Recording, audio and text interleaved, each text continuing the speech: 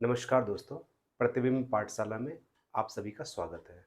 आइए अपने बीपीएससी और जेपीएससी के साइंस की सीरीज को आगे बढ़ाते हैं। ये हमारा चैप्टर 2B होगा और इसमें गति के प्रकार को हम लोग देखेंगे, टाइप्स ऑफ मोशन देखेंगे, कितने तरह की गति होते हैं लगभग को हम लोग देख लेंगे। एक होता है रेक्टिलिनियर मोशन, जिसको हम लोग सरल रेखीय गति बोलते हैं। ये इसमें दो तरह के मोशन होते हैं, एक यूनिफॉर्म मोशन, एक non uniform motion. Uniform motion क्या होता है कि जब कोई बंदा या कोई बॉडी सड़क पर सीधे चल रहा है, अगर ये सड़क है मान लीजिए, इस पे सीधे चल रहा है, ठीक है, एक लाइन में चल रहा है, तो उसको रेक्टिलिनियर मोशन कहते हैं। अगर उसकी वेलोसिटी कांस्टेंट है, मतलब वो वेलोसिटी में बदलाव नहीं हो रहा है, उसके वेग में बदलाव नहीं हो रहा है, तो उसे हम लोग क्या बोलते हैं? यूनिफॉर्म मोशन या एक समान मोशन, एक समान गति बोलते हैं। लेकिन अगर यही बंदा अपने वेलोसिटी में बदलाव कर रहा है, ठीक है, और वेलोसिटी उसका चेंज हो रहा है, तो उसको असमान बोलते हैं या नॉन यूनिफॉर्म मोशन बोलते हैं, ठीक है। नॉन यूनिफॉर्म रेक्टिलिनियर मोशन बोला जाता है, ठीक है। इसमें कुछ रॉकेट साइंस नहीं है। आगे बढ़ते हैं हम। वृत्तीय गति, वृत्त देख रहे हैं हम, एक सर्किल में मूव कर रहा है। जब कोई बॉडी एक सर्कुलर पाथ बनाती है, उसका पाथ जो एक सर्कुलर पाथ होता है, तो ऐसे मोशन को हम लोग सर्कुलर मोशन बोलते हैं। जैसे घड़ी की सुई, टिप जो होता है घड़ी का, या आपका पंखे की गति, ठीक है, या अगर बाल्टी है, हम लोग बचपन में देखते थे, एक्सपेरिमेंट करते थे कि एक बाल्टी हुआ करती थी ऐसे, ठीक है, और इसको हम लोग यहाँ बांधते थे और इसको ऐसे हम लोग इसको ऐसे घुमा रहे होते थे, तो पानी नहीं गिरता था। अगर इसको तेजी में घुमाएंगे पानी नहीं गिरेगा। तो इस तरह का मोशन एक तरह से क्या हो गया? सर्कुलर मोशन हो गया, ठीक है। ये ध्यान रखेंगे, अगर पूछा जाए पृथ्वी का, बीपीएससी में अगर पूछ दिया जाए पृथ्वी का सूर्य के चारों ओर चक्कर लगाना, क्या सर्कुलर मोशन में आता है? नहीं। ध्यान रखेंगे, पृथ्वी का सूर्य के चारों ओर चक्कर लगाना सर्कुलर मोशन में नहीं आता है, क्योंकि हमने बताया था पृथ्वी का सूर्य के चारों ओर चक्कर जो होता है वो इलिप्टिकल पाथ में मूव होता है, सर्कुलर पाथ में नहीं होता है। ये इलिप्स बोलते हैं इसको। ध्यान रखिए, बहुत सारी किताब जो है, बहुत सारी किताब का नाम नहीं लेना चाहिए, जहाँ पर लिखा हुआ है पृथ्वी का सूर्य के चारों ओर चक्कर लगाना सर्कुलर मोशन में आता है, नहीं। बीपीएससी तरह क्वेश्चन पूछ सकती है, ठीक है।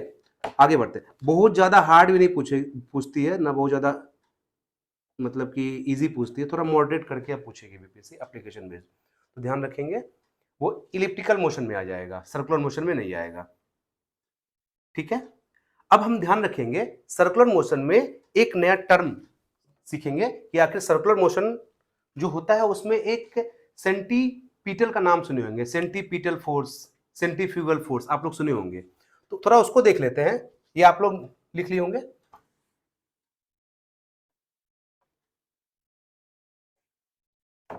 कोई भी बॉडी, आज से जान लीजिए, अगर सर्कुलर मोशन मूव कर रही है, इसका मतलब है सेंटर की तरफ उसका एक फोर्स लग रहा होगा। कोई भी बॉडी अगर अगर कोई भी बॉडी, चाहे व्यक्ति घूम रहा है या कोई घूम रहा है, सेंटर की तरफ उसका एक फोर्स लगता है, तभी ये घूम पाता है, चाहे कैसा ही फोर्स है, ठीक है। उस सेंटर के फोर्स को हम लोग क्या बोलते हैं? Centripetal force, centripetal force. Hindi में क्या बोलेंगे? अभी केंद्रीय बल, अभी केंद्रीय बल या सेंट्रीपिटल फोर्स, ठीक है। ध्यान रखेंगे, ये अलग से कोई फोर्स होता ही नहीं है, ठीक है, इसका नाम ही बदल दिया। जैसे आपके पास 10,000 रुपए हैं, ठीक है, तो अगर आपके पास 10,000 रुपए हैं, तो आप क्या करेगा? 10,000 का, मान लीजिए कि अभी गर्मी का मौसम आ रहा है, तो आपने 5,000 का कूलर खरीद लिया और 3,000 का कुछ टेबल खरीद लिया, अपने स्टडी टेबल खरीद लिया। तो आपने क्या किया? स्टडी टेबल खरीदने के लिए पैसे ही इस्तेमाल किए, यहाँ आपका पैसा इस्तेमाल हुआ। यहाँ पर जो सेंट्रीपिटल फोर्स है, वो नाम सेंट्रीपिटल है, बट वो डे बाय डे चेंज होता रहेगा। जैसे एग्जांपल दे रहे हैं, आप लोग सर्कस में देखे होंगे कि कोई बंदा सर्कुलर पाथ में अगर मूव कर रहा है और वो साइकिल चलाता है, या हम ही खुद साइकिल को टर्न लेते हैं, है ना। अगर मान लीजिए हम साइकिल चला रहे हैं, इस तरह का बाईसाइकिल चला रहे हैं, इस तरह का अगर साइकिल है हमारे पास और हम साइकिल चला रहे हैं, तो अगर सर्कुलर पाथ में मूव कर रहे हैं, सर्कुलर पाथ में साइकिल चला रहे हैं, इसका मतलब है, जान लीजिए, आज से कोई भी आदमी सर्कुलर पाथ में मूव कर रहा है, इसका मतलब है कि सेंटर की तरफ एक फोर्स लग रहा होगा जिसका नाम है सेंट्रीपिटल फोर्स। बट ये सेंट्रीपिटल फोर्स कौन बन गया? जैसे हम लोग होते हैं ना कि सुरेश की शादी हो रही है या किसी फलाने की ढिमकी की शादी हो रही है, तो भाई दूल्हा बनता है ना। तो सुरेश जो है यहाँ पर दूल्हा बन गया, या अभिषेक जो है यहाँ दूल्हा बन गया, या समरेश की शादी हो रही है, समरेश यहाँ पर क्या हो गया? दूल्हा बन गया। तो यहाँ पर सेंट्रीपिटल फोर्स कौन बन रहा है? यहाँ पर फ्रिक्शन फोर्स सेंट्रीपिटल फोर्स बन रहा है। एक्चुअल फोर्स फ्रिक्शन फोर्स होता है, एक्चुअल फोर्स ग्रेविटेशनल फोर्स होता है, एक्चुअल फोर्स इलेक्ट्रोमैग्नेटिक फोर्स होता है, इलेक्ट्रोस्टैटिक फोर्स होता है। वो सब फोर्स फ्रिक्शन फोर्स या वो सब फोर्स सेंट्रीपिटल फोर्स के रूप में एक्ट करते हैं। तो ये जब साइकिल घुमा रहा है तो फ्रिक्शन फोर्स यहाँ क्या हो जाएगा? फ्रिक्शन फोर्स सेंट्रीपिटल फोर्स की तरह एक्ट करेगा। ठीक है, यहां पर ये बंदा दौड़ रहा है तो यहां पे फ्रिक्शन फोर्स सेंटर के टुवर्ड्स जो लगेगा वो एज ए सेंट्रीपिटल फोर्स की तरह एक्ट करेगा। जैसे ये समरेश की शादी हो रही है, समरेश यहां पर क्या करेगा? सेंट्रीपिटल फोर्स की तरह एक्ट करेगा।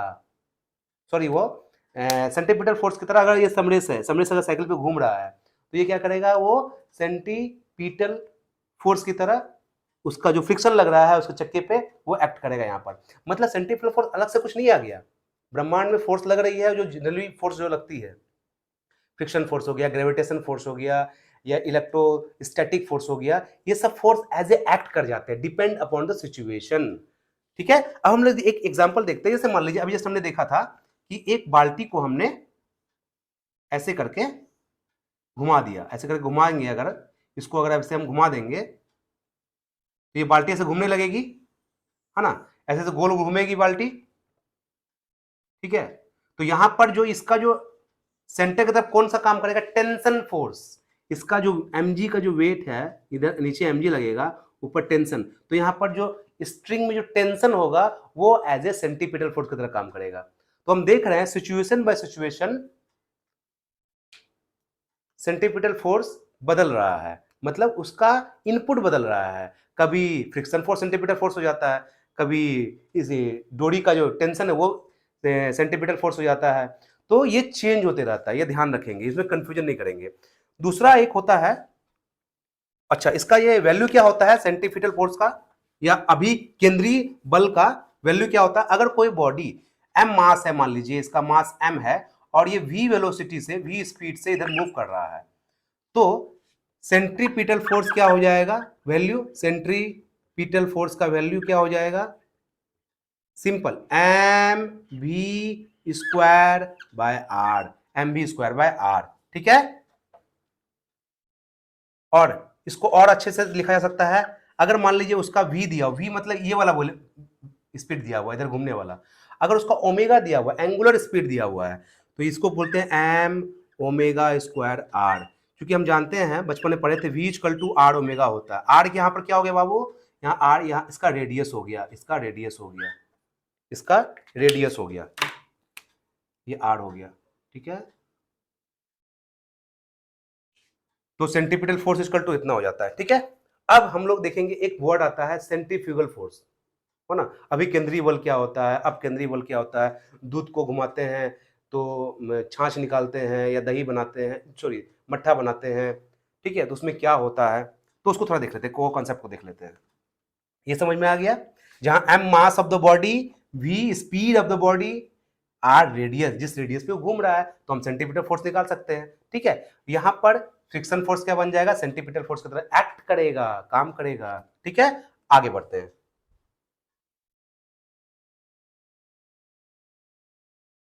अभी हम देख रहे हैं सेंट्रीफ्यूगल फोर्स पढ़ रहे हैं।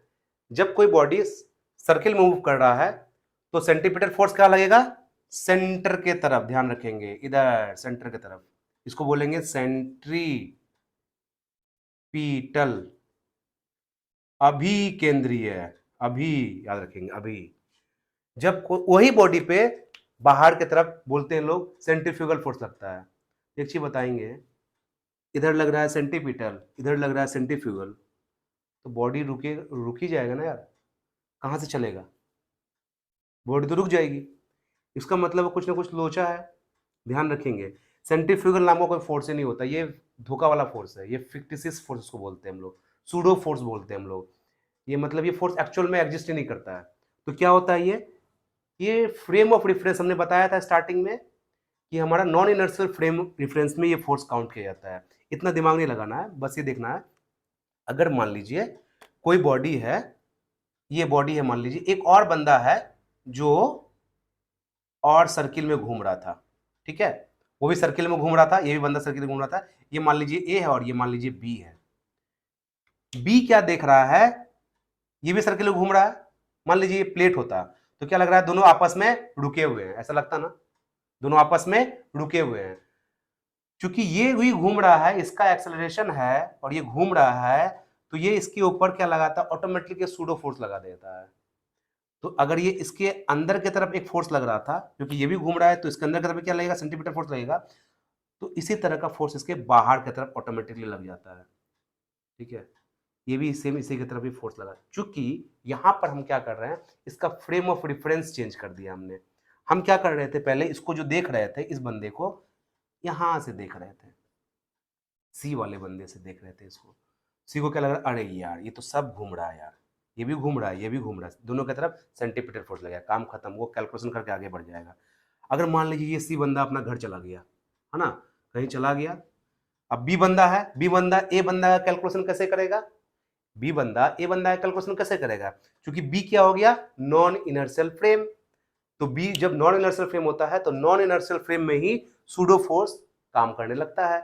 नॉन इनर्शियल फ्रेम में ही एक सूडो फोर्स काम करता है जिसको हम सेंट्रीफ्यूगल फोर्स बोलते हैं। अगर रोटेटिंग बॉडी है तो सेंट्रीफ्यूगल फोर्स होता है, अगर एक लाइन वाला मोशन है तो उसमें भी सूडो फोर्स लगता है, तो बैक उल्टा की तरफ एक फोर्स लगा देते हैं हम लोग चुपचाप। तो ये नॉन इनर्शियल फ्रेम है क्योंकि ये घूम रहा है और ये अपने हिसाब से ए को काउंट करेगा, अपने हिसाब से ए का कैलकुलेशन करेगा, तो ए के पीछे की तरफ ये एक फोर्स लगा देगा भैया, तो लगा देगा भैया भैया M V square by R लगा देगा। तो इसको क्या लगेगा, अब देखिए इस पे तो एक्चुअल में लग रहा है सेंटीपिटल फोर्स अंदर की तरफ, बाहर भी लगा दिया सेंट्रीफ्यूगल की तरफ, तो ये बंदा रुका हुआ है, इसके रिस्पेक्ट में रुका हुआ है ना, इसके रिस्पेक्ट में रुका हुआ है। तो अभी तक समझ में आया, ठीक है, नहीं समझ में आया तो भी अच्छा है, ठीक है। सेंट्रीफ्यूगल फोर्स क्या हो गया, अपकेंद्रीय बल बोलते हैं इसको, जो सेंटर के टुवार्ड्स लगता है, ठीक है। एक्चुअली सेंट्रीफ्यूगल फोर्स से क्या होता है, कैलकुलेशन करना आसान हो जाता है, ठीक है। या नॉन इनर्शियल फ्रेम से कैलकुलेशन करना आसान हो जाता है, इनर्शियल फ्रेम से कैलकुलेशन करना बहुत मुश्किल होता है फिजिक्स में, इसलिए हम लोग सेंट्रीफ्यूगल फोर्स के बारे में ज्यादा पढ़ते हैं। एक्चुअल में ये फोर्स होता ही नहीं, लेकिन फिर भी पढ़ते हैं, होता है ना, जो चीजें दिखती नहीं है फिर भी लोग मानते हैं, और मानना पड़ता है। भगवान को आज तक किसी ने नहीं देखा लेकिन मानते हैं ईश्वर होता है ना, तो इससे ईश्वर की तुलना नहीं करेंगे। बहुत ऐसी चीजें हैं जो हम लोग को दिखती नहीं है ना, करंट दिखता है नहीं, हवा दिखती है नहीं, बस एहसास करते हैं, मानते हैं होती है। तो उसी तरह से सेंट्रीफ्यूगल फोर्स जो होता है वो नॉन इनर्शियल फ्रेम के द्वारा फोर्स होता है। अब इसका यूज कहाँ कहाँ हो रहा है देखेंगे, इस पे सवाल पूछती है बीपीएससी। अब देखेंगे, चूंकि और सेंट्रीपिटल फोर्स और सेंट्रीफ्यूगल फोर्स का मैग्नीट्यूड आपस में बराबर होते हैं, ध्यान रखेंगे, देखेंगे दोनों का मैग्नीट्यूड आपस में बराबर होते हैं। अब देखेंगे बोलेगा कि ये मान लीजिए एक बर्तन है और इसको घुमाया जा रहा है, ठीक है, इसको घुमाया जा रहा है और बनाते हैं हम लोग मट्ठा बनाते हैं, तो इसको जब घुमाएंगे इसको तो क्या होता है, इससे जो हमारा दूध से जो क्रीम अलग किया जाता है, ये प्रोसेस यहाँ काम में लाया जाता है, घुमा घुमा के इससे क्रीम को अलग किया जाता है। तो कभी पूछा जाता है कि दूध से क्रीम निकलने पे दूध की डेंसिटी क्या हो जाती है, ये बीपीएससी का पेटेंट सवाल रहता है। तो खुद सोचेंगे क्रीम जो होता है क्या, वो हल्का होता है, क्रीम जो होता है वो हल्का होता है। तब किसी पार्टिकल से किसी सबस्टांस से अगर हल्का पार्ट निकल जाएगा तो सबस्टांस क्या हो जाएगा, थोड़ा भारीपन हो जाएगा, तो दूध की डेंसिटी क्या होती है, भारी हो जाती है ना, दूध की डेंसिटी बढ़ जाएगी, ठीक है। अब देखेंगे छाता है, मान लीजिए ये, मान लीजिए छाता है, ठीक है। मैं ज्यादा एप्लीकेशन इसलिए बता रहा हूं क्योंकि बीपीएससी एप्लीकेशन बेस्ड हो गई है, बीपीएससी ने अपने आप को चेंज किया है, तो हमें भी अपने आप को चेंज करना चाहिए, अपने पढ़ाई में चेंज करना चाहिए, ठीक है। मान लीजिए छाता है, ठीक है, छाता का पानी अगर, छाता को अगर पानी पड़ रहा है यहाँ पर, ठीक है, ऊपर से पानी पड़ रहा है ना, यहाँ पर एक लड़का है छाता पकड़ा हुआ है, ठीक है, इसको क्या कर रहा है, छाता को ऐसे घुमा रहा है, छाता को जब ऐसे घुमाएगा क्या होगा, पानी की बूंदी क्या होगी, टेंजेंशियली जाएगी, बाहर जाएगी, इसका मतलब क्या लगेगा, बाहर की तरफ बोला जाएगा कि वो उसकी बूंदे जो बाहर की तरफ जाएगी, तो उसको बोलेगा कि भाई बाहर की तरफ वो सेंट्रीफ्यूगल फोर्स लग रहा है, तो इसी कारण से वो फोर्स बाहर चली जाती है एक्चुअल में, क्योंकि ये कैलकुलेशन सारा नॉन इनर्शियल फ्रेम के द्वारा होता है। तो हम जानते हैं कोई भी बॉडी अगर सर्कुलर पाथ में मूव कर रही है तो सेंटर की तरफ एक सेंट्रीपिटल फोर्स लगता है। अगर नॉन उसका फ्रेम ऑफ रेफरेंस चेंज कर देते हैं कैलकुलेशन के टर्म में, तो उसके बाहर की तरफ भी एक फोर्स लग जाता है जो सेंट्रीफ्यूगल फोर्स होता है, और सेंट्रीपिटल फोर्स और सेंट्रीफ्यूगल फोर्स आपस में बराबर होते हैं। आप लोगों के लिए इतना ही काफ़ी है बीपीएससी के और स्टेट पीसीएस के स्टूडेंट के लिए, इस पे आप सारा सवाल कर सकते हैं। ठीक है, अब आगे बढ़ते हैं, हम लोग कुछ और मोशन के बारे में जानते हैं जिसको हम लोग ऑसिलेटरी मोशन बोलते हैं, या आगे बढ़ के पीरियडिक मोशन बोलते हैं। एक होता है ऑसिलेटरी मोशन, जिसको हम लोग दोलनी गति बोलते हैं, दोलनी गति, और एक को बोलते हैं ऑसिलेटरी मोशन, सॉरी इसी को बोलते हैं हम लोग हिंदी में इंग्लिश में ऑसिलेटरी मोशन, ऑसिलेटरी मोशन। और एक को बोलते हैं हम लोग आवर्ती गति, आवर्ती गति, इसको हम लोग बोलते हैं पीरियडिक मोशन, पीरियोडिक मोशन। ठीक है, अब दोलनी गति क्या होगी, जैसे झूले की गति। दोलनी गति का मतलब क्या होता है कि कोई वस्तु एक निश्चित बिंदु से आगे पीछे हो रहा है या ऊपर नीचे हो रहा है। जैसे मान लीजिए कि ये एक झूला बना देते हैं, ठीक है, मान लीजिए ये झूला है,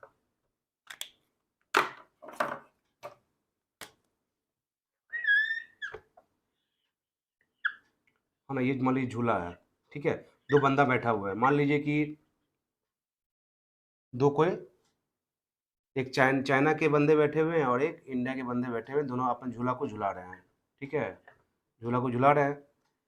तो ये झूला जो होगा आगे पीछे हो रहा है, आगे पीछे हो रहा है, तो इस पर्टिकुलर पाइवोट जहां से किया हुआ उसके पॉइंट के बाद आगे इधर जा रहा है फिर इधर जा रहा है। तो इस तरह के मोशन जब भी आपको दिखेंगे उसको हम लोग बोलते हैं दोलनी गति, ठीक है, उसको हम लोग क्या बोलते हैं, दोलनी गति, ऑसिलेटरी मोशन, ठीक है। और आवर्ती गति क्या होती है, झूला भी एक तरह से क्या हुआ, वो आवर्ती गति हुआ। ये हमारा जो घड़ी की सुई की जो गति होती है वो भी एक आवर्ती गति होती है, या सिलाई मशीन की जो सुई जो होती है वो आप देख रहे हैं एक पर्टिकुलर पीरियड के बाद वो अपने मोशन को रिपीट करती है, ठीक है। तब जब कोई वस्तु अपने मोशन को एक पर्टिकुलर समय अंतराल के बाद रिपीट करती है तो ऐसी गति को हम लोग पीरियडिक मोशन बोलते हैं। तो इसके बहुत सारे एग्जाम्पल्स आप देख सकते हैं, और इस तरह से हम लोग टाइप्स ऑफ मोशन को देख लिए। आगे के सीरीज में हम लोग लॉज ऑफ मोशन को देखेंगे और रिलेटिव वेलोसिटी को देखेंगे। तब तक के लिए धन्यवाद।